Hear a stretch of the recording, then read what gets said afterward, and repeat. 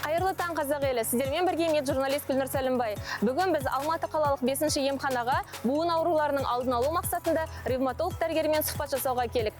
Алдағы уақытта бізбен бірге болыңыздар.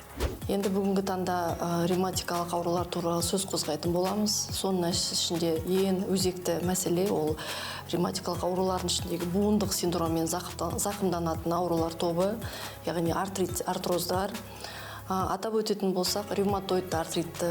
Ол жер шарында өте көп кездесетін аурулардың бірі, тіпті 1-2%-на шейін бүкіл дүние жүзіндегі халық ауырады екен. Біздің елімізде де біршама 200-нан аса науқастар бар.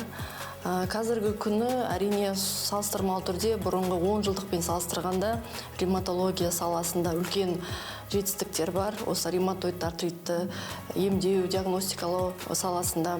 Енді атап өтетін болсақ, ревматоидты артрит ол аутоиммунды, өкінішке орай жазылмайтын, яғни созылмалы аурулар тобына жатады. Яғни диагноз қойылғаннан кейін науқастар өмір бойы дәрі ішуі тиіс.